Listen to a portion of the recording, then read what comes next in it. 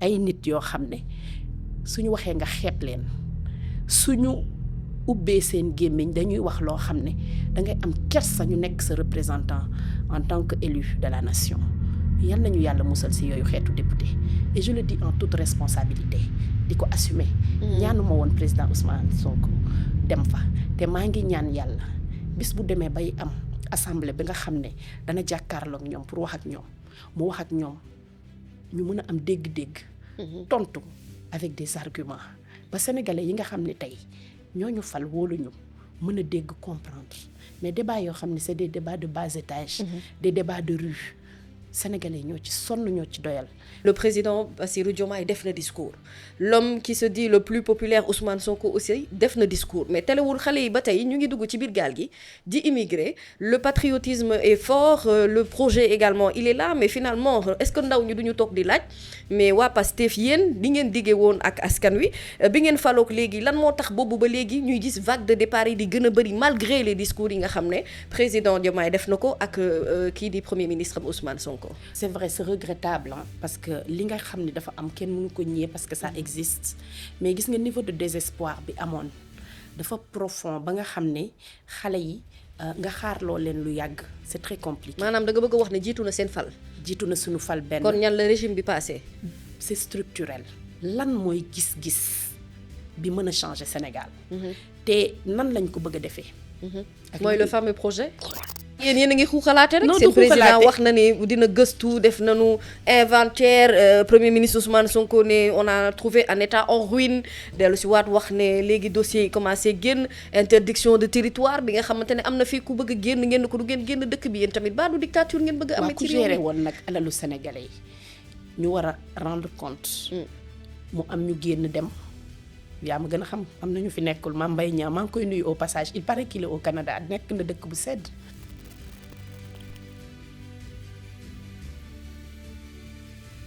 Amis internautes et téléspectateurs yu Sénépeople ñu ngi leen di nuyu bu baax di leen dalal nag ci numéro bu yees ak émission bu bees boo xam ne moom la leen Sénépeople indi et dorénavant man mii ngeen ci àndal Mamy Samb ma ànd ci ak kàngam yi gën a mag nag ci wàllum politique ndax jot na ci Sénépeople ngeen teewee lépp loo xamante ne moo jëm ci wàllu actualité politique ndax politique moom moo ànd ci li nga xam ne moom mooy rythmer la vie des Sénégalais de tous les jours dañuy bëgg di xam sunu acteurs politiques yi ci lan la ñu nekk dañuy bëgg également di jokkook ñoom ci plateau bi comme ni ngeen ko gisee ci décor bu nice bi ak Sénépeople tey nag pour le premier numéro de cette émission Face à la Nation ñu jàkkaarloo ci ak jigéeni jàmbaar mën nañu ko duppee noonu ndax ñi nga xam ne yàgg nañu ko topp ci wàllum politique ñëpp d'accord nañu ne Khadija Mahécor Diouf jàmbaar la di jigéen yëngu ci wàllu politique waaye également nekk ci parti bi ñuy woowee PASTEF nekk maire bu commune bu Golf Sud tey moom laa am plaisir u dalal ci plateau Face à la Nation premier numéro may jigéen jàkkaarloog jàmbaari jigéen Khadija Mahécor nuyu naa la. delloo naa la nuyoo bi Mamy je suis très très contente d'être là. D'être là surtout en face de toi. Machallah. Et surtout face à la nation sénégalaise. En ce jour très particulier. Oui. En ce mois particulier mais aussi émission bu bees. da ngaa ñëw dajji paquet bi de. dajji nga paquet bi de. je suis très touchée. oui je suis touchée parce que nga jël émission bu bees xalaat ma modeste personne. pour venir ouvrir cette émission. qui je l'espère. va marquer les esprits. En tout cas je sais qu'avec toi on a encore beaucoup de choses à apprendre et à découvrir. nga may ma nuyu sénégalais yi. nuyu leen mais aussi jaale leen. jaale leen parce que am na lu naqar bu tiis bu ñu dund. suñu ay frères suñu ay sœurs dem ci gaal. wuti ji woon lenn yàlla moom leen. suñu ay frères ak suñu ay sœurs perdre la vie aussi ci tali bi. mu nekk période boo xam ne beaucoup de Sénégalais ont souffert.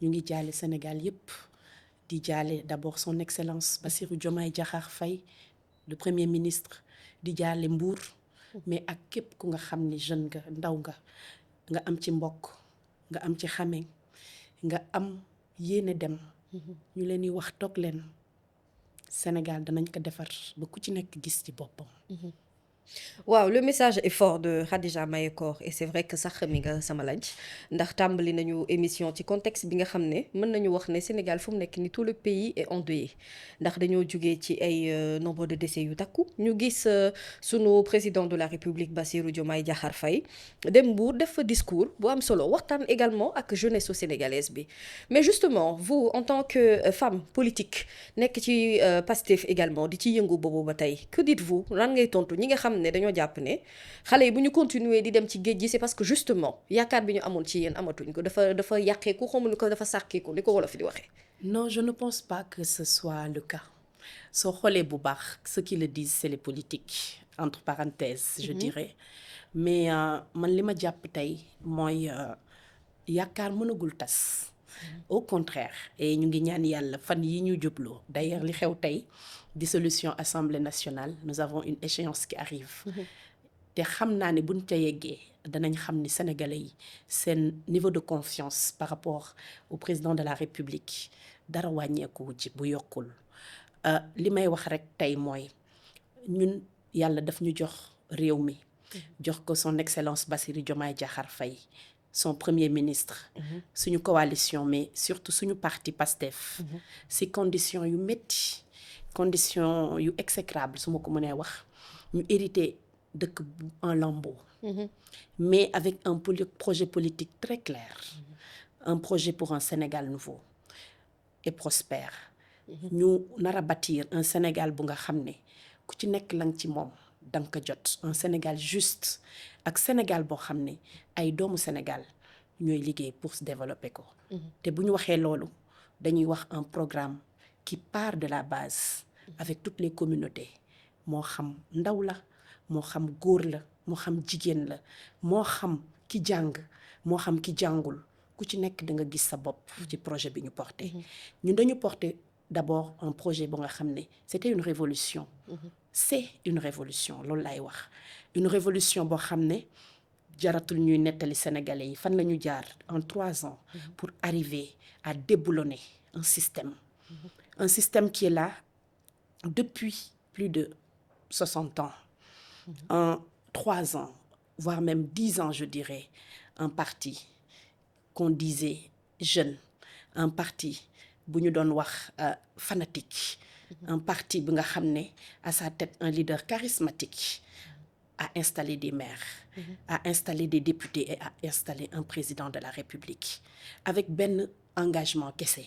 bu jëm ci li nga xam ne moo ñu boole mooy le patriotisme le patriotisme mooy suñu ADN suñu waxee patriotisme dañuy wax gëm bi ñu gëm ni Sénégal day développé wu. mais comment justement pour ànd ak yow ci développement bi nga xam ne moom nga nekk di def ni ñu d'accord ni am nañu président bu jeune président Bassirou Diomaye Diakhar Faye léegi comment expliquer le fait que depuis que bi ngeen faloo yéen a ngi def 5 ou 6 mois je pense gàtt na loolu pour mu ñu mën a naatable wala ñu mën a natt liggéey bu am solo bi nga xam ne yéen a ngi koy def mais le président Bassirou Diomaye def na discours l'homme qui se dit le plus populaire Ousmane Sonko aussi def na discours mais telewul xale yi ba tey ñu ngi dugg ci biir gaal gi di immigré le patriotisme est fort le projet également il est là mais finalement est-ce que ndaw ñi duñu toog di laaj mais waa Pastef yéen di ngeen diggee woon ak askan wi bi ngeen faloog léegi lan moo tax boobu ba léegi ñuy gis vague de départ yi di gën a bëri malgré les discours yi nga xam ne président Diomaye def na ko ak kii di premier ministre Ousmane Sonko. Mami man dama jàpp ni c'est vrai c'est regrettable hein, parce que li nga xam ne dafa am kenn mënu ko ñëwee parce que ça existe mais gis nga niveau de désespoir bi amoon dafa profond ba nga xam ne xale yi nga xaarloo leen lu yàgg c'est très compliqué. maanaam da nga bëgg a wax ne jiitu na seen fal. jiitu na suñu fal benn. kon ñan la régime bi passé. c'est structurel. parce que gis nga tey un régime qui vient d'arriver comme nous en 6 mois.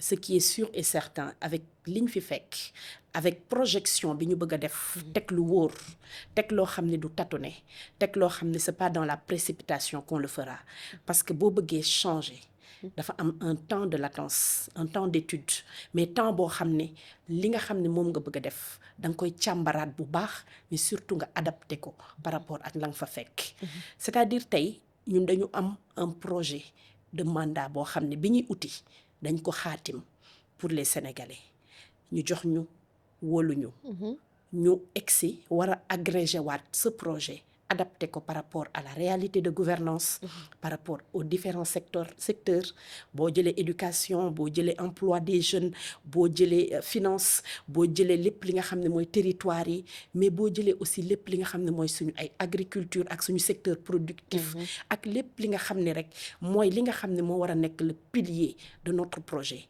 duñu ko def ci précipitation li ñu bëgg daf ñoo bëgg luy sax dañu bëgg li nga xam ne bu ñu tegoo ci raay bi di dem dara duñu arrêté te loolu dafa laaj des études profondes dafa laaj une réflexion stratégique. Donc finalement surtout, ça devient un problème psychologique. Donc non, c'est pas il faut que nous parvenir à convaincre cette jeunesse. Oui. Le nouveau gouvernement qui est là, c'est un gouvernement qui arrive avec ay idées yu innovatrices, mais il faut ngeen am patience su toog xaar. mami patience sax li ci des bareetul. Parce que tey dama gëm ni. mais yéen a ngi door a falu de. ñu ngi soog a falu c'est vrai mais tey li nga xam ni tey moom la ñuy xaatim. te ma am ci nag lu wóor lu ma ci xam ndax nag yàgg nañ ci projet bi bokk nañ ci ñi nga xam ni defe nañ ni bu fekkee ni yegsi na fi mu yegsi tey bu dee benn pierre à l'édifice sax bâtir nañ ko ci te xam nañ exactement lan mooy vision de son excellence monsieur le président Bassirou Diomaye lan mooy vision bi nga xam ne le premier ministre Ousmane Sonko moom la porté pour qu'on puisse aller vers un Sénégal bu yees tey li nga xam ne moom lañ bëgg a miser c'est faire des Sénégalais d'abord compétents parce que gis nga tey pour nga transformer structurellement dëkk il est important nga agir sur la qualité des ressources humaines yi nga xam ne moom nga bëgg a am mu nekk des formations qui sont adaptées bu ma nee adapté c'est pas que ñiy jàng li ñuy jàng baaxul c'est pas que nit ñi amuñu xam-xam mais Sénégal bi ñu bëgg ak direction bi ñu bëgg mu dem fa ak compétence yi mu laaj dañuy xaatim yan compétence ak yan qualité la ñu bëgg de ressources humaines pour ñu mën a dem dékku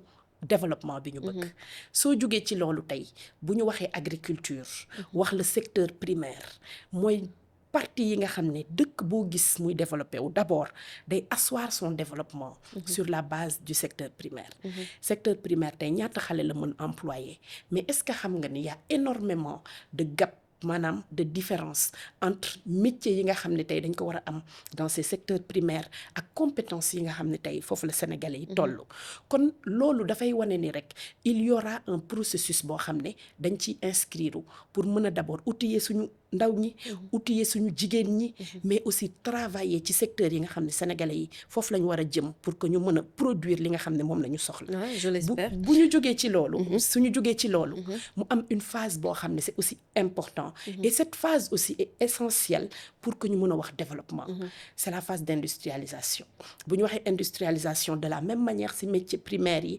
secteur primaire yi nous devons aller vers des compétences nouvelles pour que xale yi mën di transformer pour que jigéen ñi mën di transformer pour que ñu mën a bâtir benn tissu industriel boo xam ne dañ koy mën a absorber les emplois parce que tey emplois yi xam nga fan la nekk dafa nekk ci produits yi nga xam ne aussi day ajouter de la valeur donc su ñu nee par exemple les produits agricoles qu'on doit aujourd'hui transformer en jus qu'on doit transformer par exemple en céréales et j'en passe su ñu nee par exemple les ressources minières yi nga xam ne je prends le cas du zircon yi nga xam ne dafay jaar ci processus de transformation industrielle mais technologiquement aussi il faut que ñu am nit ñoo xam ne ak entreprise yoo xam ne qualifié nañ pour mun a faire bénéficier en fait de ces ressources à nos populations. Je vous comprends très bien parce donc, que c'est le motif là. Pour daaneel mami c'est-à-dire que tey fondamentalement ñun gëm nañ ni réappropriation de notre économie la phase bi nga xam ne dañ ci bëgg jaarale Sénégal muy la phase de production de li nga xam ne moom la ñu soxla de transformation li nga xam ne moom la ñu am en bien à forte valeur ajoutée foofu la emploi yi nekk et donc voilà le travail bi nga xam ne son excellence monsieur le président Bassirou Diomaye Faye moom la sas président Ousmane Sonko à travers nag tous ces ministères sectoriels yëpp boo ci jël moo xam agriculture la moo xam industrie la moo xam élevage moo xam mine et tout ça bu ci nekk rek c'est des viviers d'emploi et à partir de là on va créer des centaines d'emplois yoo xam ne c'est des emplois productifs qui pourront fixer nos jeunes au Sénégal donc ñu ngi lancer un appel solennel à la jeunesse sénégalaise di leen wax que ni le projet bi nga xam ne moom la ñu ànd fal ko en 2024 yàggagul naam metti na waaye li ñu xaar moo gën a métti te gëm nañ ni confiance bi nga xam ne ak sas bi nga xam ne sas nañ ko le président Bassirou Diomaye Faye et son excellence monsieur le président Ousmane Sonko président de notre parti mais non moins premier ministre du Sénégal ñu ngi xar seen tànk tubéy pour concevoir modèle de développement structurel parce que waratuñu nekk ci ay modèle de à peu près waratuñu nekk ci ay modèles yoo xam ne méngoowul ak suñu vision du développement et de la souveraineté du Sénégal kon nag maa ngi leen di ñaan ñu taaxirluwaat tuuti te ñu def confiance à notre président et à son premier ministre Ousmane Sonko. Message bi daw na yaram de là c'est pour la jeunesse sénégalaise du ma ci dugg mais j'ai compris que le leitmotiv bi ngeen xam ne am ngeen ko yéen en tout cas bi ngeen di ñëw ci nguur gi mooy ne da ngeen bëgg a développer secteur agricole wax nga ko sànq jaarale ko aussi par l'industrialisation ndax comprendre nañ ne il va falloir que ñu am une industrie forte pour que ñu mën a récupérer suñu économie bopp vous nous parlez également de ndaw yi nga xamante ne dinañu am ci occasion boobu profiter ci pour mën a amaale liggéey tout en sachant que xale yu bëri jàng nañu ba am seeni diplôme ba teg mais amuñu opportunité malheureusement ñu jël leen ci yenn entreprises yi ak yenn sociétés yu ñu liggéey seen ay détracteurs dañuy wax souvent Khadija Mahécor Diouf ñu ne yéen ñi nga xam ne yéen a féetee ci nguur gi bi ngeen ñëwee ba léegi daal kàddu yu rafet ak discours yu rafet rek ngeen di amee lu ci bëri ci lu jëm ci wàllu jëf dafa am ralentissement bu ci bëri c'est-à-dire il y a beaucoup de beaux discours yoo xamante ne moom moo ci tegu comme bi nga def léegi nii mais quand il s'agit de concrétiser les choses ça pose problème ñenn ñi dem ba ne bu ngeen di tànn sax ay nit pour ñu ñëw liggéeyal leen léegi nag finalement ce n'est plus la promesse du premier ministre ñu wéeru ci ay document diplôme xool bu baax ne CV bi mami kat war na fee mën a liggéey waaye li ci wéru calcul politique ngeen nekk suba ak ngoon guddeeg bëccëg ñooñu dañu nekk ci seen rôle man dama leen koy nangul comme je dis lu may wax toujours dëkk buy dem day am un parti qui gouverne et un parti qui s'oppose avec ses arguments. Yéen jàpp ngeen ne ngeen ay opposants donc mais bien évidemment ñan ñooy seen ay opposants non du ma ko wax par parce que curiosité dama leen di bëgg defal xam promotion kan la Bougane Gueye Dany dama leen di defal promotion Thierno Alassane Sall alors te du sama rôle kon est-ce que kon du Thierno Bocoum en tout cas li ma la mën a wax mooy ñun ñu ngi ñaan yàlla je sais Abdou Mbow ñu ngi ñaan yàlla ñu am opposition waaw xam nga lu tax la may wax toujours pays bu amul opposition baaxul c'est vrai te il faut que mu am contradiction ci débat public contradiction dafay indi ñaari mbir day tax nit ñi gën a góorgóorlu ci li ñu nekk mais aussi day tax sénégalais yi am choix et ñun aussi daf ñuy permettre ñu gën a mën a taxawal ak dëggal li nga xam ne moom la ñu am comme vision mais aussi comme réalisation future beneen bi dama jàpp ni fi Sénégal tollu dafa am loo xam ne dañ ko dépassé xam nga l'opposition bi ñu am na nekk une opposition constructive man bañuma ku opposé wu mais ce qui est sûr et certain mooy pour répondre à la question bi nga laaj sànq les gens yi nga xam ne tey ñooy occuper les postes de responsabilité dans PASTEF au sein des différents ministères des différentes directions koo ci xool parcours am xool ci CV wam di nga xam ni c'est pas n'importe qui et c'est des gens yu nga xam ne non seulement ils ont des profils yu immenses mais c'est des gens yu nga xam ne fondamentalement ils sont patriotes et ils aiment ce pays bu ñu waxee patriote man damay wax toujours que yàlla dogal na ñun waa PASTEF ñun ñoo jël le patriotisme érigé ko dans notre parti comme idéal mais tous les Sénégalais qui aiment le Sénégal sont des patriotes et ces gens yi nga xam ne tey dañ leen teg son excellence Bassirou Diomaye Faye xaatim teg leen ñi nga xam ne yépp dañ leen nommé les connaissants pour les avoir pratiqués mais aussi xam quelles sont les valeurs yi ñuy porter man gëm naa ne on va faire des transformations structurelles léegi nag ñi nga xam ne li may wax toujours ñu ngi ci seen rôle dañ leen di bàyyi ci seen rôle ñun actuellement xam nga lan moo ñu ñor mami nan la ñuy def ba Sénégal changé nan la ñuy def ba secteur yi nga xam ne teg nañ fa ay nit ku ci nekk mu mën a proposer li nga xam ne dana jëmale kanam secteur bi ñu la jox te jàpp naa ni dans les mois qui viennent voire même dans les semaines qui viennent la déclaration de politique générale bi nga xam ne premier ministre dana ko def ban forme xawma ndax am na lu xew tey mais ce qui est sûr mooy buñ ci eggee dina am lu am solo loo xam ne sénégalais yi dinañ ko dégg dinañ dégg Mbadou Khadija da ngaa am secret bu ma amagul non du loolu dinañ comprendre lu ma déggagul dinañ comprendre parce que foofu bëgguma nga xuus waaw non du ma ci xuus dama lay wax rek ni dinañ comprendre lan mooy gis-gis bi mën a changer Sénégal. te nan lañ ko bëgg a defee. mooy le fameux projet. lan lañ koy. bi ngeen jaay Sénégalais yi jënd à 54%. voilà on l'a vendu aux Sénégalais. et on va le faire. Très bien. c'est-à-dire mami man aw ma doute ci li ñuy def. man aw ma ci benn doute bu doon am mooy est-ce que réellement ñun am nañ vision. c'est très clair. positionner la souveraineté. au cœur du débat. defe naa loolu ku ko wax rek daj nga làmb gi. li am solo mooy Sénégal day changer et ñun jàpp nañ ni ère président Bassirou Diomaye Faye et son premier ministre Ousmane Sonko dinañ gis Sénégal bu bees Sénégal bu yees et Sénégal bu fondamentalement transformé wu à partir des territoires. On l'espère. Alors ma fàttali sunu mbokk internet yi yéen a ngi seen émission Face à la Nation premier numéro ñu jagleel ko Diouf a ñoxo Baye Samb mii toog nga xam ne moom laa dalal tey Khadija Maye ko Diouf séeréer la de. waaw je suis une ex-Diop et une actuelle Diouf. ah waaye émission bi am na exclusivité waaye nga ni répétel daf maa rëcc Khadija Maye Koor. waaw ex-Diop Diouf. ex Diop Diouf waa kay boobu baax na boobu moom fu ñu dugg fa fu ñu dem ci émission confidence te loolu laay bañ damaa bëgg nangu seen audience ñoom waa confidence. alors donc xam nga li nga xamante ni moom la ñëpp doon xaar sénégalais mooy la dissolution de l'Assemblée nationale finalement on y est sunu président de la République Bassirou Diomaye Diakhar Faye il s'est adressé en quelques mots jàkkaarloo ak nation sénégalaise bi ñun face à la nation dañuy décortiquer li nga xam ne moom mooy le message du président de la République qui dit en ces termes: mon serment devant la nation et devant Dieu d'honorer nos institutions et tremper du sang des Sénégalais, tomber l'idéal national en bandoulière lors des nombreuses luttes pour notre démocratie. maanaam gis nañu sunu premier ministre Ousmane Sonko ci bureau boo fa duggee photo ñi nga xam ne ñoom ñoo génn àdduna ci xeex bi ma nga fa moom président de la République à chaque fois boo amee occasion day fàttali ni ñi nga xamante ne noonu la jotee nguur gi muy bataille ak xeex bu méttee metti balaa ñuy ñëw sax ci wàllu dissolution assemblée nationale bi ndax xam naa ne comme yéen parti bu ñemee coow ngeen fan yi moom di ngeen am coow ba doyal sëkk ndax ñi nga xam ne ñoom ñooy waa assemblée nationale du xam nga leen ñoom Abdou Mbow ak ñoom xam nga leen bu baax ñi nga xam ne yow ay ex député lañu waaw très bien à partir de ce 20h.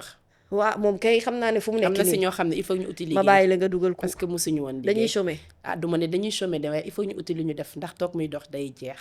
kon ñoom fu mu nekk nii dañ doon toog muy dox.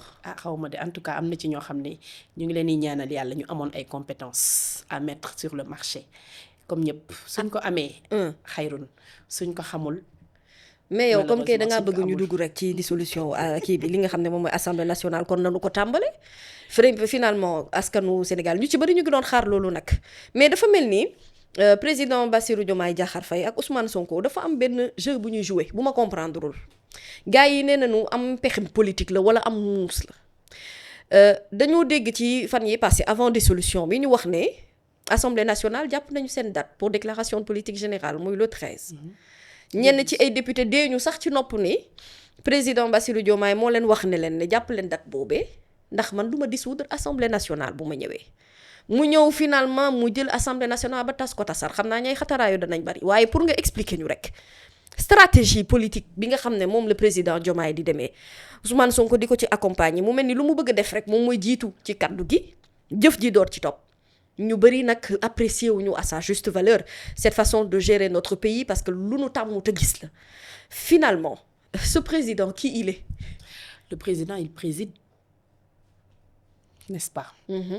Ousmane Sonko dirige le gouvernement loolu c'est très clair te il a la capacité de parler aux Sénégalais. kooku kenn mënu ko dindi. yàlla moo ko may ñu koy ñaanal yàlla mu sax mami en fait cette histoire de l'Assemblée nationale man parfois dama koy xool j'ai envie de rigoler.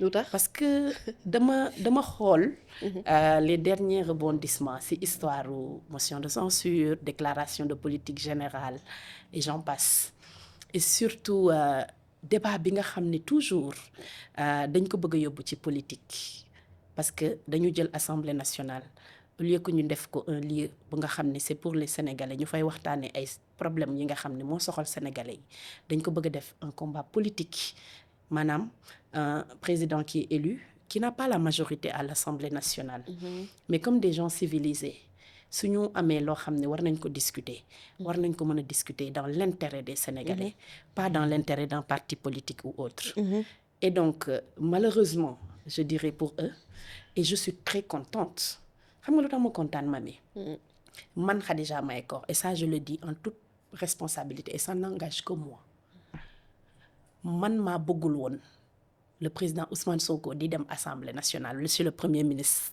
di jàkkaarloo avec ses députés. mais lan moo nekk ci député yi. Ces députés de la majorité. et pourquoi insistance boobu sax nag. Ces députés qui nous ont assez montré que Sénégal yitteeluñu ces députés yi nga xam ne bu ma leen xoolee man damay rus xam nga lu tax. parce que daf ci am ay figure du ma tudd kenn ndax damay tooñ. mais sénégalais yi junj doy na boroom xel buñ leen xoolee nawloo wuñ leen. su ma gisee mascarade ak cirque bi nga xam ne moo fa amoon gis nga le PM le président Ousmane Sonko man maa ñaanul woon muy dem di jàkkaarloog ñooñu. mais pourtant député yi ngay wax ni xam nga lu tax ñu nekk majorité ak yi nekk feneen ñoom def nañu lépp pour daal di tëralaat règlement intérieur bi loolu yëpp amul solo waajal assemblée nationale fomp fauteuil yi fomp table yi. loolu yëpp amul solo loolu yëpp pour toog xaar déclaration de politique générale ngeen juuy leen mérité wuñ ko recevoir xam nga lu tax mérité wuñ ko recevoir. oui parce que gis nga booy wax da ngay wax ak xaayaan ku dégg séeréer. da ngay wax ak ki nga xam ne tax li ngay wax mën na ko comprendre apporter ci une répartie maanaam xalaat améliorer ko. wala mu critiquer ko de manière positive mais yàlla bu la nattoo nga am une assemblée boo xam ne une majorité boo xam ne maanaam dara yitteelu leen lu dul mbirum politique te Sénégal dépassé ñu teg débat yépp ci politique war koo jublu nag ci defar réew mi ci développement ci construction boo amee ñu mel noonu doo mën a dem taxaw di jàkkaarloog ñoom. dafay mel ni est-ce que du yéen ngay wax ak ngay wax ak ngay wax ak projet bi pareegul. ngeen nekk di ko liggéey amul leen lu ngeen présenté nation sénégalaise bi ngeen jaarale ko ci dissolution assemblée nationale. Mamy xam nga ni déclaration de politique générale dara contraindre le PM de le faire à un délai X ou Y dara. waaw il n'est pas limité par le temps. donc ñun tant que pare wuñ kenn mënuñu contraindre par des débats politiques ou des superfuges à venir le faire. donc ñu ngi sant yàlla bi délai bi jotee pour que enfin ñu débarrasser le plancher nit ñi nga xam ne sénégalais yëpp tey jii débarrasser le plancher ils vont partir à la retraite pour beaucoup. xam nga lu tax dañuy dem retraite xam nga lu tax ñu dem retraite gis nga Sénégalu waxantu moo jeex Sénégalu Assemblée nationale un président day toog fi mu toog yóbbu fa ay façon ay nit yoo xam ne suñu waxee nga xeeb leen suñu ubbee seen gémmiñ dañuy wax loo xam ne dangay am kersa ñu nekk sa représentant en tant que élu de la nation yal nañu yàlla musal si yooyu xeetu député et je le dis en toute responsabilité di ko assumer ñaanuma woon président Ousmane Sonko dem fa te maa ngi ñaan yàlla bis bu demee bay am assemblée bi nga xam ne dana jàkkaarloog ñoom pour wax ak ñoom mu wax ak ñoom ñu mën a am dégg-dégg tontu avec des arguments ba sénégalais yi nga xam ne tey ñooñu fal wóoluñu mën a dégg comprendre mais débat yoo xam ne c'est des débats de bas étage des débats de rue sénégalais ñoo ci sonn ñoo ci doyal kon nag yàlla dogal na assemblée boobu tey dissoudre nañ ko mu nekk date le 12 septembre 2024. L'histoire retiendra que le président, son excellence Bassirou Diomaye Diakhar Faye, dissoudre la pire assemblée que le Sénégal ait connue. En tout cas, l'ancienne jox na plutôt pouvoir bi askan wi ko fal. waaw pour que ñu jëm ci ay élections législatives comme vous le savez la date du 17 novembre dimanche 17 novembre moom le président de la République jàpp pour ñu mën a amal li nga xam ne moom mooy élections législatives yi ça va être de nouvelles joutes électorales mais dina nekk également pression xëy na pour yéen ngeen mën a confirmer ni voix yi ñu leen voté loon ci présidentielle bi yéen a ngi am mbooloo boobu ba tey ndax loolu sa gëm-gëm la. lu ma gëm la. jàppaloo ne seen puissance xaw naa wàcc tuuti. man xam nga ci juróom-benni weer yi ngeen faloog léegi. li ngeen wàññi ci njëgu dund bi bari. aw ma ci doute. te jàpp naa ni sénégalais dañuy làbbali sénégalais dañuy dàbbali benn te dinañ am une majorité confortable bi nga xam ne dina permettre au président Bassirou Diomaye Faye mu mën a enfin gouverner ce pays. foo teg dinañ dal am xel bu une dal majorité de qualité. oui parce que tey Sénégal moo soxla ay élus de qualité. Sénégal moo soxla ñu am une assemblée bi nga xam ne dafay jouer rôle am. et surtout dinañ am assemblée constructive boo xam ne dañuy proposer mais aussi dañuy jouer pleinement seen rôle. donc cette majorité maa ngi koy ñaan sénégalais yi la campagne est lancée depuis tey et jàpp naa ni le projet pour un Sénégal nouveau bi nga xam ne le président Bassirou Diomaye Faye moom la porté. dafa laaj ñu am une majorité à l'Assemblée nationale bu nga xam ne danañu permettre ñu gouverner danañu permettre mu nekk un outil de développement boo xam ne le président de la République mën na fa yóbbu ay projet de loi ñu càmbar ko waxtaanee ko en toute objectivité pour l'intérêt supérieur des Sénégalais et pas pour des intérêts partisans ou politiques. Donc foofu la Sénégal tollu te ñu ngi invité Sénégalais yépp ñu jox cette majorité confortable à son excellence Bassirou Diomaye Diakhar Faye. ayca Khadija Mahécor moom la ñu am tey ci sunu émission Face à la Nation non mënaguñu ñëw nag ci actualité Khadija Mahécor en tant que maire te duñu wax ci Amadou Ba.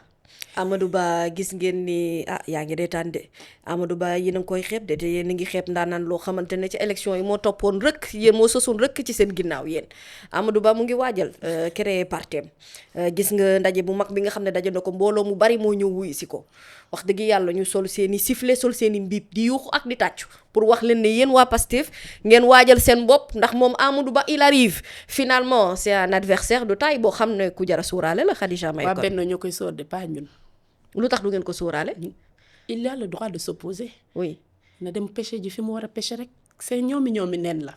non j'ai pas compris fan la war a pêcher moom Amadou Ba. xam na ko xam nga tey xam nga ni waa Benno ñoo am problème seen coalition la de seen parti la ñoom ñoo divisé wu ñun actuellement ñun on est là bien présent consolider suñuy base consolider suñu projet de société ñoom nag ñu ngi ci seen rôle opposé wu à Amadou Ba l'ancien premier ministre candidat malheureux des élections yal na ko yàlla may jàmm ak salaam. te mu xam ne dana jàkkaarloog une opposition un pouvoir bi nga xam ne booy jàkkaarloog ñoom na nga pare na nga am ay argument na nga ñeme. mais xam nga lu ma jaaxal xeeb gi ngeen xeeb Amadou Ba te Amadou Ba dafa am benn technique bu particulier ci moom benn technique bu particulière Amadou Ba xaaral rek Khadija Mahécor yéen a ngi xeeb koo xamante ne ni dugg na ci ëttu kilifa diine yépp dem na seeti leen waxtaan ak ñoom sàkku ci ñoom ñaan te ku ne xam na ne Amadou Ba relation yi mu am sunu ay chef religieux waa jooju nga xam ne am na ñaan ba noppi ñaanu askan wee ko dese te li ma gis mbooloo bërki dem bari na de bu ko xeeb de. loolu yëpp su ko amoon gagné élection présidentielle il avait en plus de ça. bu ñuy door a dàbbali ñaan yi nag. pour safal pour bu buggee safal bu mu gën a saf nag waaw. le parti présidentiel. appareil étatique bi gunge ko. loolu la amoon waaw. mais booba daa fekk gars yi dañoo mere woon président Macky Sall rek. ñun gisuñu moom xëy na bu détaché wu image am ak image yu président Sall mën na nekk candidat bu sérieux. c'était lui le candidat loolu yëpp su fekkee am na il devait gagner au premier tour ak xaalis bi ñuy wax ci am na ka d'ailleurs ñu war koo càmbar bu baax a baax a baax. man xaalis la ñu war a càmbar. en tout cas milliards yi muy doxantoo war nañoo xam fu mu jógee aussi. loolu yëpp c'est des choses yoo xam ne l'avenir très prochain nous renseignera. du ma wax lépp ndax wax lépp xam lépp wax. yow kay permettre nga ma kay sa transition sama dugaale ci track bi ngeen nekkee. non du track ndax yéen a ngi xuuxalaate rek. seen président wax na ni dina gëstu def nañu inventaire premier ministre Ousmane Sonko ne on a trouvé un état en ruine dellu si waat wax ne léegi dossier yi commencé génn interdiction de territoire bi nga xamante ne am na fii ku bëgg a génn ngeen ko du ngeen génn dëkk bi yéen tamit baa du dictature ngeen bëgg a amee ci réew mi. ku géré woon nag alalu sénégalais yi ñu war a rendre compte mu am ñu génn dem yaa ma gën a xam am na ñu fi nekkul Mame Mbaye Niang maa ngi koy nuyu au passage il paraît qu'il est au Canada nekk na dëkk bu sedd. liir naa benn article tey ne mu ngi Maroc ci ñeneen ñi nga président xam ne Sall il paraît que génn nañ dem. am ñoo xam ne je pense que suñu leen bàyyee même chemin bi la ñuy jël gis nga mami. léegi da leen bëgg téye ci biir réew mi duñ dem téyewuñ leen de bu fekkee ni amul lenn lu ñu def bientôt bu compte yi buñ ko rendre rek ku ci nekk di nga xam fan nga féete et puis ñu war a génn dinañ génn ñu war a toog dinañ toog ñu war a rendre compte aux Sénégalais dinañ rendre compte du ay xupp nag dafa di rek 12 ans yi ñu génn Sénégal dafa dund lu metti mami rapport yi fi génn yépp dañ ko fàtte. dëgg la de mami sénégalais yi toll nañ foo xam ne bu ñuy toog di xalaat ni ñu utiliser seen xaalis.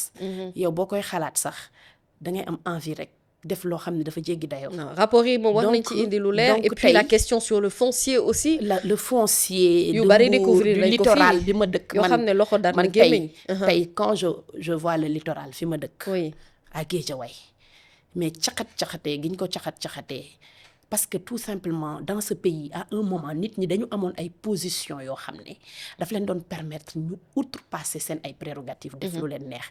da ngay gis ay jëfin yoo xam ne mu am Sénégal ci 12 dernières années yi il faut que nag nit ñi xam ne dafa am heure boo xam ne bu jotee nit ñi dañuy rendre compte c'est la reddition des comptes day am incha allah bu amee mais ku deful.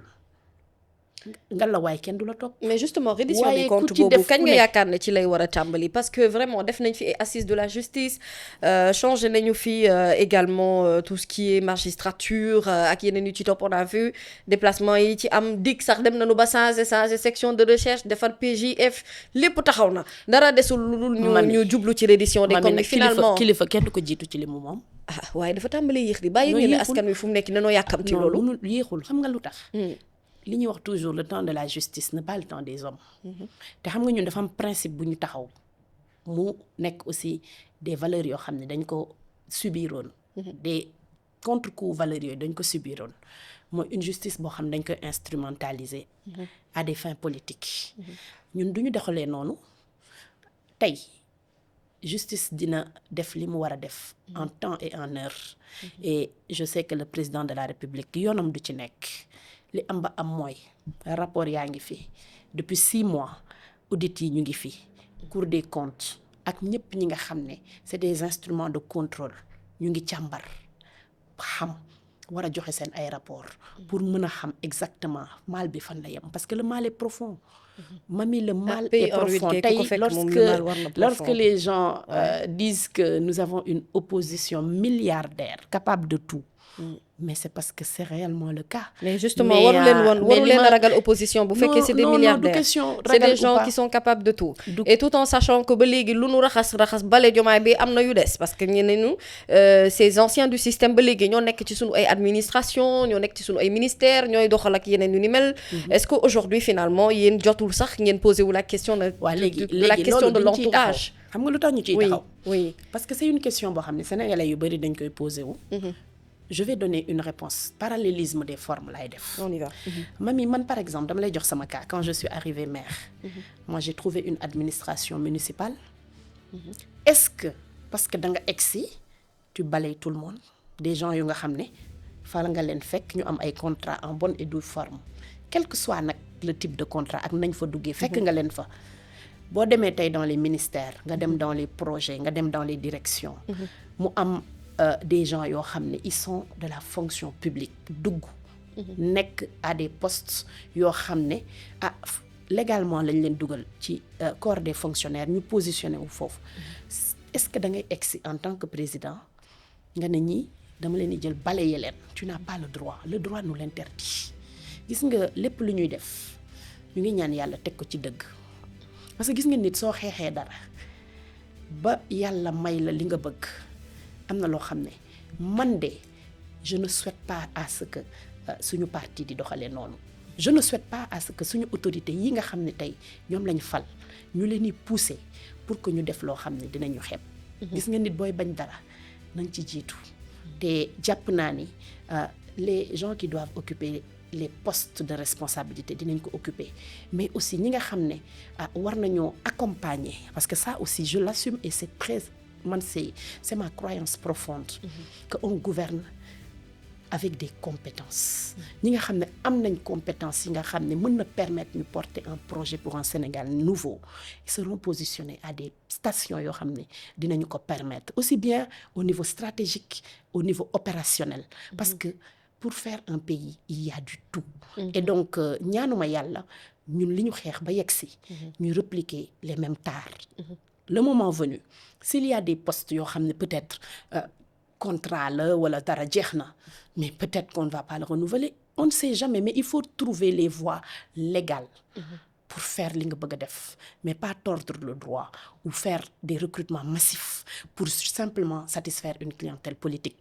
Moi personnellement man gëwuma loolu man li ma gëm mooy quand vous venez d'arriver da ngay auditer da ngay xool d'abord yow li nga soxla ci qualité en termes de ressources humaines fu mu nekk. da ngay xool projet bi nga porté yan ressources humaines ñoo ko mën a porter. boo ko identifier ci ngay mën a placer les hommes qu'il faut à la place qu'il faut pour am les résultats yi nga bëgg. Donc qu'il y ait encore des gens entre parenthèses du système, j'insiste sur le mot système. Malheureusement, moi je le dis malheureusement parce que à certaines stations tey am na nit ñu fa nekk ñoo xam ne fondamentalement ils sont contre li ñuy def. mais du lépp loo bëgg ngay def te lépp lu ñuy def nañ ko teg ci dëgg teg ko ci yoon. En tout cas moi ce que je crois fondamental mooy Sénégal dinañ teg les bonnes personnes à la place qu'il faut pour développer le projet bi nga xam ne moom lañ porté pour que Sénégal. mais justement en parlant d'audit ñu dugg si léegi nag ci volet bi nga xamante ne foofu la nit ñi gën a xamee en tant que maire ngay gérer également commune bu mel ni Golf Sud je suis sûre que attentes yi bari na bi nga faloo boobu ba tey est-ce que waa Golf Sud kontaan nañu lan nga jot a liggéey Khadija Mahécor Golf Sud ndax yow itam ba nga fa yegsee ca mairie ba am nga fa ay jafe-jafe yoo xamante ne jànkonte nga ak moom bi nga duggee saytu xoolaat ndax fekk nga fa ñu dëpp nu kees lan nga fa fekk ak lan nga fa jot a def boobu ba léegi parce qu'il y a un moment quand même boo xam ne da nga disparaître complètement des radars des caméras nit ñi di wër naan Khadija Mahécor fan la nekk man maa la jot a jëli ji fa nga nekkoon ñëw teg mais du ma wax gars yi ba tey fan laa jëli ji Khadija Mahécor mais en tout cas il est là on en profite le temps que émission face à la nation di jeex mais ñu ñëw ci golf il y a un temps pour tout. oui man ku ma xam ni man Pastef moo dee sama xol.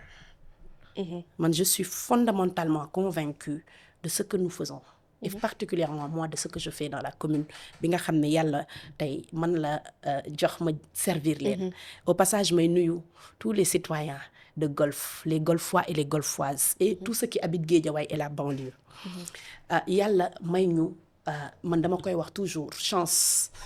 chance bi mu ñu may mooy daf ñu positionner ci poste boo xam ne man dama ko tuddee jaamu yàlla. quand tu es maire et que tu arrives surtout ñun ni ñu ex maire. ñun damay wax toujours nous étions les cobayes de Pastef. Pastef n'a jamais eu de maire. L'histoire retiendra que nous ferons partie de la première génération de maires patriotes. ñu agsi dans des conditions exécrables difficiles en 2022. xanaa 2022 2021 2023 2024 kenn du nettalee ci sénégalais yi. voilà la une traque période difficile. ñu nekkoon ay maires nekk sax nag ay maires yoo xam ne on a vécu 2 ans et demi d'opposition à un régime boo xam ne mayuñu dara. gis nga ñun en tant que maire projet yi ñu fekkoon suñu commune yi sax dañu ci génne. xam nga lu tax parce que combattre Ousmane Sonko par tous les moyens et Pastef et les maires que nous sommes pourtant mosu leen ñu dégg ñu génn wax parce que dañu jàppoon ni nous avions un projet beaucoup plus grand actuellement ci moment boobu et que Sénégal moo nekkoon l'enjeu. maanaam dañ leen tënkoon pour bañ ngeen liggéey ni ngeen war a liggéey en termes de budget wala au-delà. c'était quoi exactement. C'était tout. Mami gis nga man j'ai hérité d'une mairie dama koy wax toujours. une mairie boo xam ne fekkuma fa dara. bi nga ñëw ci mairie bi fekk fa dara. une mairie boo xam ne en termes d'emploi déjà quand je suis arrivée dama lay wax bi ñu defee revue des troupes on était à plus de 250 personnes pour une commune comme Golf Sud. des budgets yu nga xam ne soo xoolee le budget Golf ni ñu ko tëggee mën naa ne la 80% du budget bu dee 1 milliard la 800 millions yi xam nga fu mu jëm. ci fonctionnement. il te reste très peu pour nga def investissement pour les populations. communes yoo xam ne tey boo xoolee li nga xam ne da doon jóge ci état. pour ñëw ci ñun c'est tellement dérisoire que yow da ngay toog ba yàgg nga xam nga laajte sa bopp ndax acte 3 ak décentralisation bi ñu doon wax gëm nañ ko. kon yenn recrutement abusif yeeg yooyu yenn emploi yu bari yi nga xam ne dañu koy jël ci mairie te en réalité ñu ci bari liggéeyu ñu dara yow aussi tu as été confronté ci difficulté yu mel noonu. on est venu on a trouvé benn personnel pléthorique. Est-ce que tu sais Mami que ça fait 2 ans. que le personnel des collectivités locales nekk en grève. Oui, effectivement. Imaginez nga une collectivité locale avec lépp li mu war a délivrer comme service. moo xam ci état civil moo xam ci nettoiement moo xam ci service communautaire yi ñu war a def lépp li nga xam ne ce sont des bras ñoo koy def depuis 2 ans nos agents sont en grève. Est-ce que vous vous demandez nan la collectivité locale yi di def comment vous faites pour tourner? On s'est débrouillé avec li ñu am. On a développé benn capacité de résilience xam nga lu tax parce que ñun jàpp nañ ni li ñu jox biñ koy jël xamoon nañ difficulté yi ñu ciy fekk dañ ko boole woon ci package bi ñu indiwaale en bandolière mosoo ñu dégg ñu wax moi je suis arrivée dans une collectivité locale boo xam ne su ma soxlaa sax benn compétence X Y Z awma ko dans mon personnel.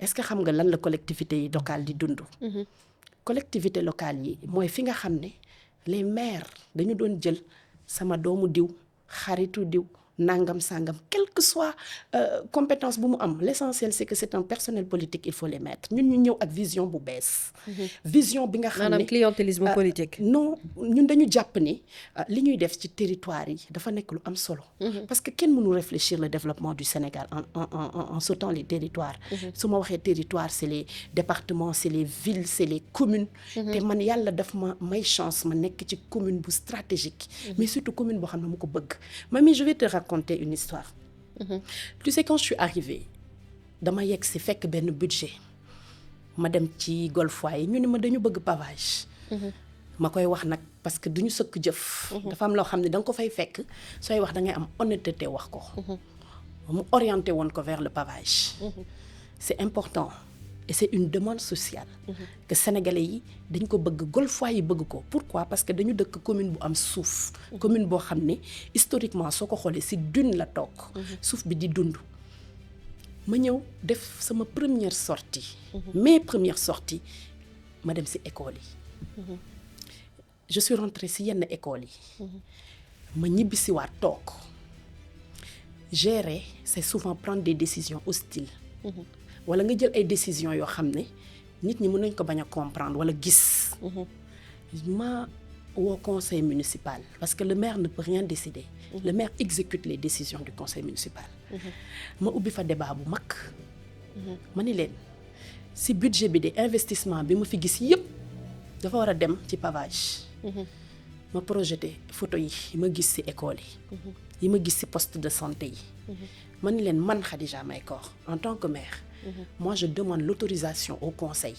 pour que lii nga xam ne dañ ko waroon a dugal ci pavage naam baax na mais balaa ngaa naan naam ne fa balaa ngay rafetal l'éducation c'est un choix Mami sur sama première année moi j'ai construit une école flambant neuve waxuma école bu ñuy réfectionner parce que jàpp naa ni la vision que je porte pour le développement dafa am ay paramètres yoo xam ne da nga ci investir raser une école carrément reconstruire ko sur le modèle d'école que nous voulons loolu moom mën naa ko seede te mën naa ko confirmer souvent les gens peuvent dire que gisuñu ko parce que fu mu nekk ña fa nekk dinañ ko xam mais man je préfère investir si luy sax te investir sur le capital humain rawatina xale te vous évoluez aussi beaucoup dans le social c'est vrai que social bari na aussi au-delà de ça da ngay egsi fenn nga egsi nga ñëw cette maternité ñu ni la unité 4 des Parcelles Assainies poste de santé bi fa nekk si poste yi gën a yàgg maternité nekk fa ñun la maternité bii kat jigéen ñi wasine fii yëpp dañuy dem ba parcelle du côté de monsieur le maire Jamil Sané wala ñu dem feneen génn ci zone bi pour dem di accoucher foofu est-ce que da ngay naan damay dem def pavage wala damay investir ci maternité boobu nous avons fait le choix d'investir ci maternité parce que dañu jàpp ne c'est un besoin primaire gis nga état civil këyit man mi ku juddu da ngay ut kayit balaa ngay xam kayit moo am solo nga soxla ko encore cette partie bi nga xam ne très souvent man dama jàpp ni pendant les maires yi nga xam ne dañ fi nekkoon la première tranche des parcelles dañ leen fàtte woon donc man dafa am benn relation affective bu ma développé parce que je me dis que parfois il faut rétablir les inéquités territoriales yi ngay fekk fi nga nekk Mami on a construit état civil bu bees tàkk aux parcelles parce que lan parce que c'était une demande les écoles j'en reviens à ça est-ce que mën nga bàyyi sa doom yi ñu war a nekk ci ay classes yoo xam ne toits yi dañuy feeñ bien que nous n'avons pas encore réussi tout ce que nous voulons faire dans l'éducation, faute de budget, mais les points clés yi nga xam ne dañ ci waroon agir parce que c'était des points d'urgence dañ ko def. Mami, au-delà de ça, est-ce que tu sais que xale yi dafa am une histoire qui m'est arrivée. Je reviens encore au conseil. Dama doon dem benn école qui s'appelle BAZ. Bi may dem ci école bi foofu dafa bëri suuf. Sama auto di vitesse. ma gis xale yi génn en masse. di dugg ci kër yi. Je me suis dit, mais pourquoi xale yi di génn comme ça à cette heure te du heure pause. Et je me suis arrêtée ma dugg ma laajte. ñu ne ma parce que amul toilette. wala toilette yi fa nekk suñu doom yi dañ ko séexlu. Nous avons commencé et nous avons encore demandé au conseil. li nga xam ne dañ ko waroon a def ci ay choses yu importantes. Est-ce que duñ ko réorienter waat. encore sur l'école. encore sur des besoins primaires. parce que c'est important. Tu sais. Nous avons aujourd'hui lancé un programme de reconstruction de 8 blocs de toilettes sur les 14 écoles que nous avons. Et pareegul ñu ngi ci processus bi. marché yi commencé na. et on va continuer. Il y en a qui n'ont pas encore yoo xam ne pareegul mais on va le faire. xam nga tey quand tu arrives dans une commune nga fekk fa tout lu urgent. nga fekk fa une commune boo xam tey man su ma bëggoon a construire poste de santé est-ce que xam nga am na awma espace bu ma ko def. est-ce que xam nga tey j'ai 7 marchés dans ma commune. mais marché yooyu tey pour nga mën ko moderniser sax transformer ko. c'est toutes les difficultés du monde. Et au-delà de ça pour man li ñu gën a réussir ci suñu mandat te pour man loolu aussi c'était très important pour moi. parce que dama jàpp ni dans une collectivité nous construisons le développement à partir des territoires. man suñuy territoire ce sont nos quartiers.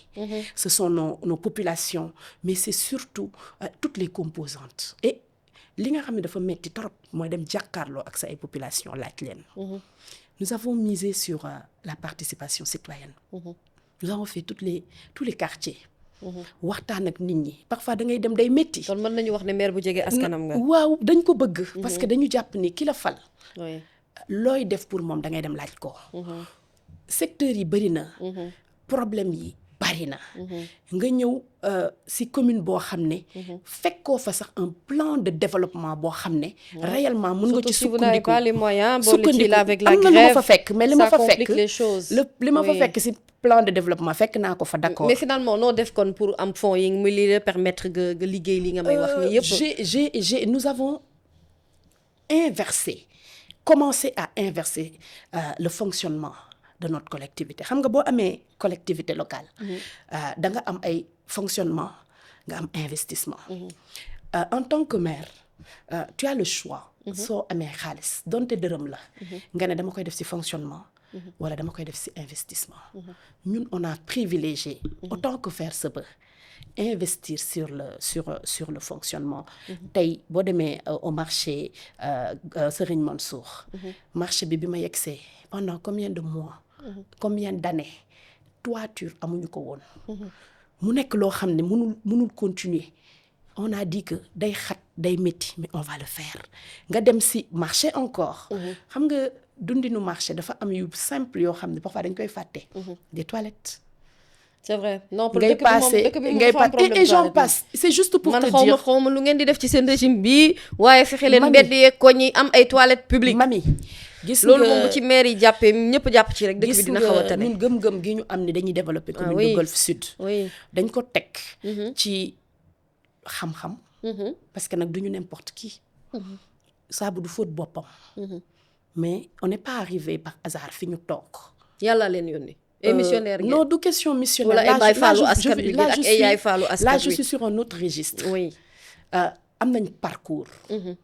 am nañ gis-gis ak yéene ak bëgg. xam nga dafa am ay variables yoo xam ne. soo ko boolee ak jom ak fulla te xam ni lii ñu jox sas la bu ñu yàlla teg benn. mais suñ ci góorgóorloo am ci li ñu bëgg golfois yi am satisfaction. bañ a rëccu li ñu falee. mami. gis nga man sama vision ci Golf Sud xam nga lan la. dama jàpp ni Sénégal boo ko bëggee développer. il faut nga choisir ay territoires yoo xam ne pilote. tey ñun on a développé une vision très claire de notre territoire. les services sociaux de base le cadre de vie, l'économie sociale et solidaire. Et ça fondamentalement dama ciy taxaw xam nga lu tax. parce que jàpp naa ni jàppalante ci li nga xam ne moom la ñuy business. mën na développer énormément et débloquer énormément de situations. L'économie sociale et solidaire est un levier puissant. oui li nga tey ñu wax lutte contre l'immigration. mais est-ce que xam nga tey dans nos territoires dafa am économie buy nelaw. ku ci nekk ci wetam di def lu ko neex. di jéem a góorgóorlu. ñun fondamentalement suñu vision mooy il faut que ñu lëkkaloo booloo fexe ba nit ñi nga xam ne ñoo bokk li ñuy def moomandoo seen ay entreprise bopp. bu boobaa ndaw ñi dinañ liggéey. jigéen ñi dinañ liggéey mais quand tu as un territoire comme Golf xam nga Golf position moo stratégique. fu ma neex jaay ci Sénégal. waxuma Dakar de ci Sénégal. ndax su ma bëggee livrer feneen sax mën naa ko yóbbu boo maraîcher. Golf dafa am ay atouts. La plage de Malibu. Tu veux parler des contraintes.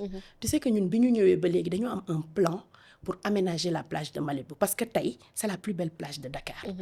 Malheureusement ci li fi jiitu soo defee demande lettre morte. c'est dommage. Et c'est dommage. Mais on dommage. va avancer sur des projets Je l'espère. structurants. La plage de Malibu, tey boo ko aménager, le nombre d'emplois locaux que tu peux créer. Si tu pars vers la modernisation des marchés, si tu crées aujourd'hui une économie il faut locale. surtout vous aider à sécuriser. Voilà, à sécuriser notre foncier, à créer Beaucoup de des personnes concepts yoo xam ne fréquenter. suñu territoire yi dañuy porter de l'économie, Oui, bien dañuy sûr. porter du développement. Tey man je dis toujours pourquoi le BRT war a yóbbu sama ay population au centre-ville pour ñu dem liggéey. Pourquoi la VDN doit transporter et l'autoroute mes populations. Man sama croyance profonde mooy sur le territoire de Golf dañu war a bâtir ay infrastructures de développement. Gis nga infrastructure ça ne se limite pas seulement aux routes. Commune bu nekk dafa am positionnement. Effectivement. Tu connais le marché Gueule Tapée. Oui. Tu connais le marché Fitmich. Tu connais le marché Serigne Mansour et j'en passe. Loolu la ñu yàlla jox. Unité 3 où il y a énormément de tailleurs. Il y a énormément d'artisans. Il faut les organiser. Il faut les organiser le secteur informel. Et à partir de là avoir Oui. des réponses structurelles. Commune bu nekk dafa am lu ko yàlla may. te man dama J'espère que xam di nga ko réussir. et je pense que nous sommes sur la voie. Dafa di on a perdu 2 ans de mandat. Et comme on dit on va accélérer la cadence parce que tamit jàpp nañ ni. boobu expression Aminata Touré la de. waaw d'accord c'est ma maman. accélérer la cadence. Affectueusement je Aminata l'adore. Touré la de. moom mi nga xam ne fal nañ ko fan yi tamit. cette femme je l'adore. nomination boo xam ne ñëpp a ko doon xaar. je pourtant l'adore. assemblée la ko nit ñi doon seetlu de. je l'adore cette mu des maman. kenn une autre dame bu nekk ci Pastef Maïmouna Bousso. C'est une grande dame. Oui, une très grande dame. On espère j'adore la retrouver très bientôt. J'adore maman Voilà. Aminata. Ñu C'est koy une nuyu référence en pour toutes les passant. femmes politiques. Oui. Mami. ñu daaneel foofu Mami waaw. Sénégal day développé wu. ah loolu nga gëm. Non. mbaa xam nga ne bi ngay wax ci commune Golf foofu rek laa gis nga wax ci Golf ba génn te indiwoo kanamu pànk bi. waaye bu duggaatee ci politique rek kanamu pànk bi day dellu si waat. Je suis amoureuse de mon territoire. bëgg nga ko. Je suis amoureuse du développement local. Oui. Et surtout yàlla fondamentalement, ci yàlla may ndam. ñun le projet que nous portons. Et c'est ça tout le sens de tout ce que je t'ai dit. Le projet que nous portons, si territoire yi lay jóge yéeg. Le développement kenn mënu ko def sans les territoires. waaw c'est vrai. Et aujourd'hui, le président Bassirou Diomaye Faye, dans la vision bi mu am sur le Sénégal, pour le Sénégal et les Sénégalais, va partir de la base et des territoires. Kon en tant que maire, en tant que voilà, exécutif au niveau des territoires, nous avons une grande responsabilité. Tey nekk maire nekkatul je suis maire point. Maire da ngay am une vision claire pour ce territoire. am na solo de. bëgg ko mais aussi nga ànd ci ak say population. am na solo de pour waaye concevoir maire un yoo véritable xamante ne projet de nawetaan da ngay développement. lijjanti nawetaan yi ci bopp koñ bi rek ak ASC yi bàyyi ñeneen ñi ci des kenn cadre de vie zéro secteur informel organisation zéro vraiment gis nga tey ji bu élection amoon ci élection locale ca mairie Golf googu nga xam ne fa laa dëkk man yow laay voté laa xanaa kon kontaan nga. Merci. waaw kay waay yaa ubbi émission face à la nation ma bàyyi la itam nga tëj ko justement nu gisee émission bi et puis également c'est quoi votre ressenti après avoir fait ou parcouru ce petit bout de chemin en ma compagnie puis nga tàggatoo waale ak internautes yi nga xam ne ñoo ñuy seetaan sur Séné People. Je te regardais à travers l'écran ma doon apprécier bu baax li nga def te je pense que tey la gën a yokku parce que li may wax souvent Pour man nos débats politiques dafa war a nekk ay débats de construction et non face à face avec les journalistes que vous êtes les personnes yi nga xam ne yéenay leeral askan bi dafa war a nekk sur des sujets qui intéressent mais qui permettent surtout sénégalais yi ñu comprendre et c'est ça que je ressens en ta compagnie di ñaan yàlla émission bi nga xam ne face à la nation yàlla daf ñu sagal ba ñu ubbi ko yàlla na nekk une émission phare. Amiin.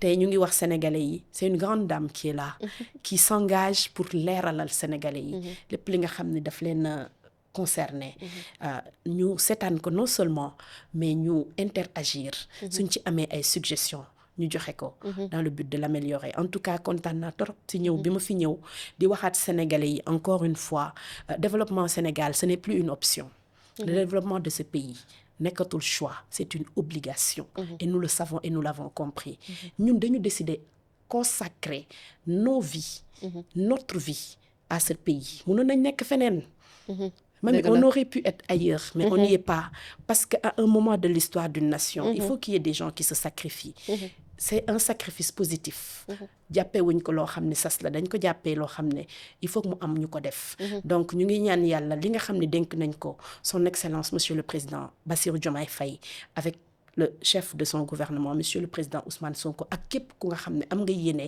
Sénégal développé wu li nga xam ne mooy yoon bi yal na yàlla jox leen teeñ bi jox ñu ko ba ñu mën a egg ba nga xam ne benn sénégalais dootu fi génn naan mu ngi dem uti ji leen feneen jërëjëf en tout cas le discours est beau ah xam naa ne fan yi moom wax dëgg yàlla coow lii di nga xam ne moo ci topp ci dissolution assemblée nationale man moom damay taxawee ci beneen côté bi après il faut dissocier hein la mamie présentatrice de Face à la Nation et la mamie chroniqueuse, c'est deux personnalités différentes. En tout cas merci beaucoup madame le maire, ça a été un plaisir de partager ce moment avec vous.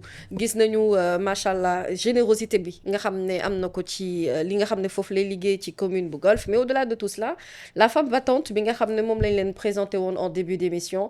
Et dans ce pays-là il faut avoir une très très bonne mentalité surtout quand on est une femme pour nga mën a am position yi nga xamante ne moom ngay am ci wàllum politique. Ñu lay ñaanal yàlla leeral sa yoon ñaanal la yàlla mottalil la lépp li nga xamante ne moom nga bëgg ci sa carrière politique sunu borom matal ko. Pourquoi pas Khadija Maye Kor à l'Assemblée nationale, why not?